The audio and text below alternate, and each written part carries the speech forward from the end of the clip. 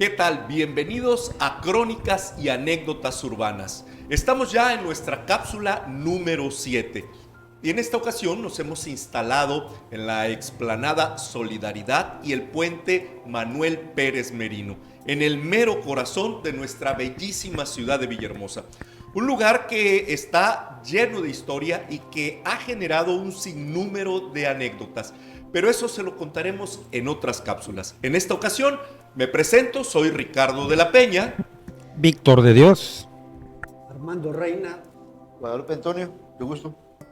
Y bueno, vamos a hablar, en esta ocasión vamos a retomar el plano que estábamos platicándoles en las cápsulas 6, sobre todo lo que se refiere a los perfiles y a las calles. Así que vámonos directamente a retomar este mapa porque les queremos decir que habíamos hablado de las calles, de los nombres y demás, pero en este plano de 1861 poco se nota lo que son las calles de hoy.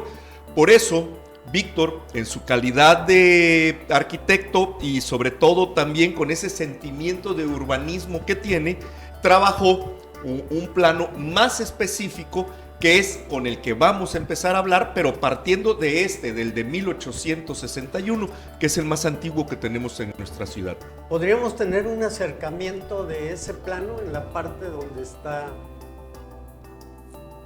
el río y el centro, ¿no? El mero centro, que es el lado derecho. Eso es. Exactamente. Yo creo que es importante señalar que este es el mismo plano que vamos a ver, solamente Sí. que aquí está redibujado para que se pueda visualizar perfectamente. No es otro, es el mismo, solamente rediseñado. Claro.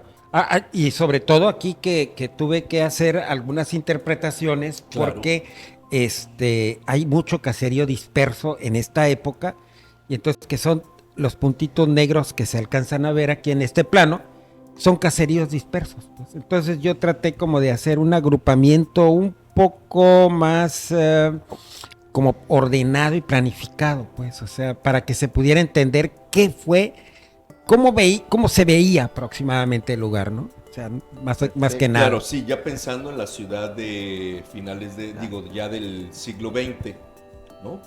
Sí. Pero bueno, vamos a pasar entonces al plano que trabajaste, Víctor, para que lo platiquemos, empieces tú la explicación y lo platiquemos. Claro. Bueno, ahí lo que podemos ver que resalta mucho más pues, es el río Grijalva y el arroyo del Jícaro, ¿sí? Sí, que es la calle de Zaragoza. Que es la calle de Zaragoza y que parte a la ciudad en dos secciones. Aquí también dibujé el puente de Ampudia, donde se localizaba en esa época.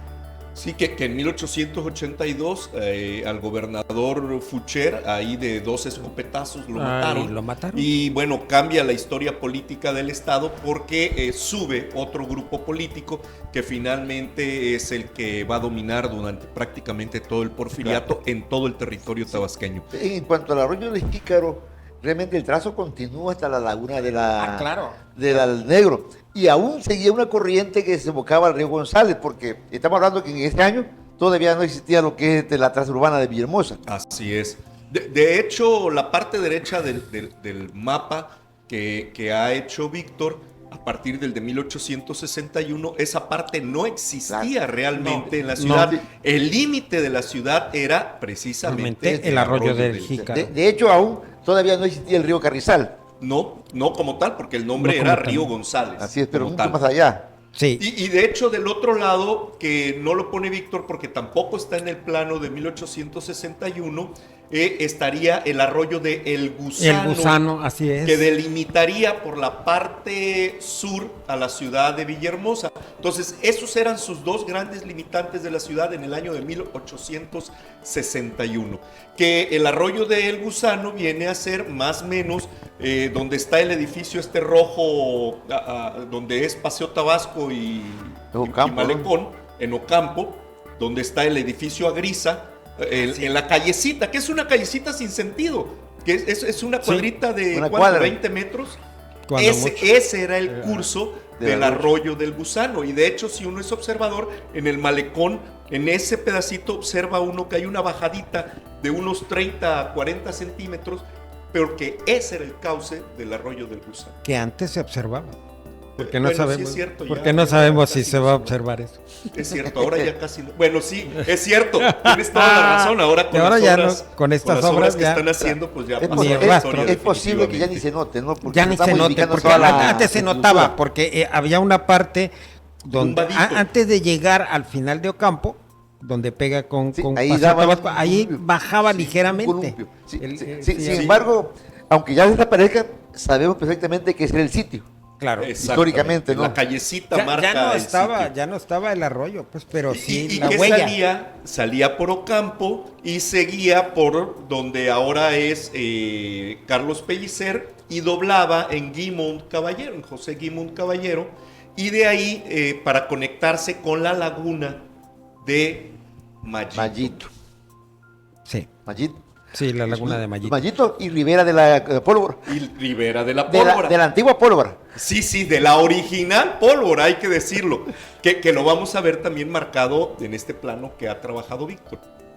Bueno, si nos acercamos un poquito al plano, vamos a ver que logramos entre el arquitecto Armando Reina y un servidor, logramos más o menos rescatar los nombres de las calles originales, ¿no? Del Así plano. es. Entonces, Sí. la calle que dice La Libertad es lo que ahora se conoce con el nombre de Venustiano Carranza.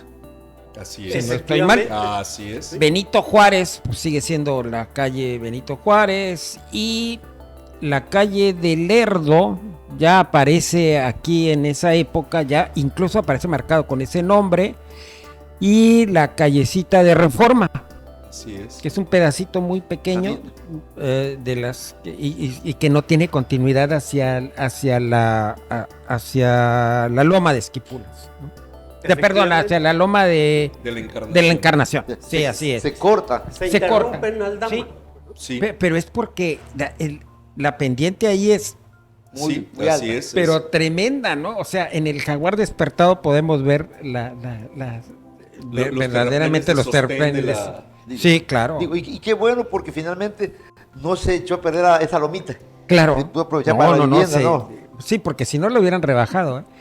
Y bueno, y donde dice Primera y Segunda Avenida, pues eran las calles calles de terracería todo, ¿eh? O sea, Sí. no había propiamente de pavimento asfáltico, de ladrillos y eso. Que ahora Es la sería orilla del Madero, río. ¿verdad? Sí, Así es. ahora sería Madero. De hecho, yo creo que en ese plano de aquel entonces no había ninguna calle con pavimento todavía. No había. No, por supuesto que no. La primera pavimentación, empedrado más que en pavimento, empedrado que se hace es de la plazuela del Águila al malecón, pero no al malecón actual, sino al malecón que aparece en ese mapa de 1861, ahí a la primera avenida. ¿Qué era? La Sí, actual Francisco y Madero. de Grijalva, lo que hoy vendría a ser Madero. Hasta ahí se empedró y fue en 1899 y es cuando se hace también el primer drenaje público de la ciudad. La siguiente noticia que tenemos de una pavimentación, Guadalupe, es en 1912, en la callecita Sánchez Mármol, el pedacito que va colindante con el Parque Juárez y las casas donde estuvieron muchos años, donde aún está, por ejemplo, el bar Bacarat, las hermanas Becerra y la casa Becerra, por supuesto. Ese pedazo de calle se pavimenta en 1912 con cemento romano, que es algo parecido al concreto hidráulico de hoy. Entonces, esa es más o menos la historia rápida de las primeras pavimentaciones. La siguiente es en 1927, cuando el primer cuadro de la ciudad, es decir, alrededor de Plaza de Armas, Palacio y la zona comercial, se pavimenta con asfalto en 1927. Y es cuando se hace el primer gran plan de pavimentación de esta ciudad hasta 1927. Que es incipiente realmente Sí. la estructura vial ya pavimentada que vemos hoy, ¿no? Así es. Pero bueno, Sí. regresamos al mapa, Víctor. ¿Qué más podemos observar en este mapa? Bueno, aquí en la parte izquierda aparece ya insinuado una zona arbolada que sería Plaza de Armas en el futuro.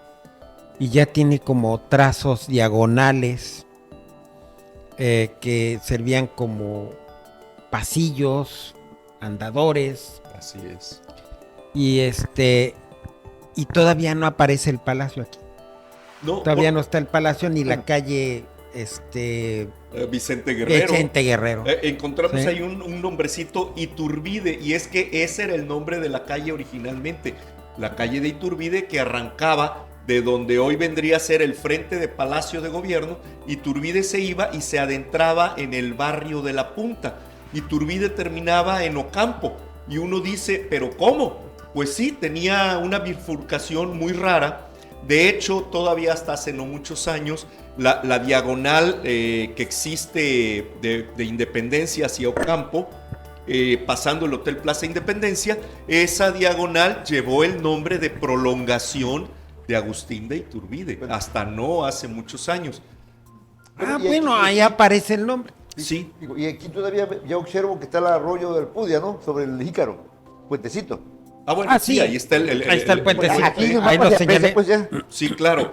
Ahora, también hay que decir que efectivamente la plaza no está definida. La plaza se va a definir realmente hasta más o menos a partir de 1884, cuando se han comprado ya las dos propiedades que se han tirado además para empezar a conformar Palacio de Gobierno, para abrir la calle de Iturbide que baje hasta calle de la Constitución, lo que hoy es 27 de febrero, y entonces en esa traza y en esa redistribución es que en esa década de 1880 se le pone verja y se termina de ajardinar lo que hoy es el Parque Licenciado José María Pino Suárez y que todos conocemos genéricamente como Plaza de Armas. Así es. Pero en realidad sí, tienes toda la razón. En este plano de 1861 apenas se avisora lo que luego va a ser el Parque Licenciado José María Pino Suárez. Sí. Y las calles que van a Iturbide, que se convierte en Vicente Guerrero y que a partir de 1884 también se abre, y el palacio mismo junto con las casas en la parte de atrás y en el lateral de Iturbide que se van a reajustar. Así es. Y bueno, Y aquí aparece Morelos, también una callecita muy pequeña. sí, Morelos, que ¿cuál creen que es? Creo que debe ser El Martínez. Jilguerillo. Hoy, Martínez de Escobar. Martínez de Escobar. Así es, Rafael Martínez de Escobar, esa es. el Jilguerillo, que Aquí aparece muere como Moreno. en 1927 en la matanza de Huitzilac.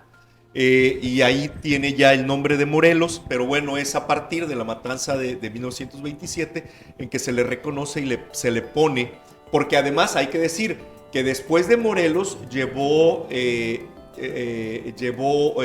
nombre de 27 de febrero, esa calle, y que después de 27 de febrero ya se le puso Martínez de Escobar.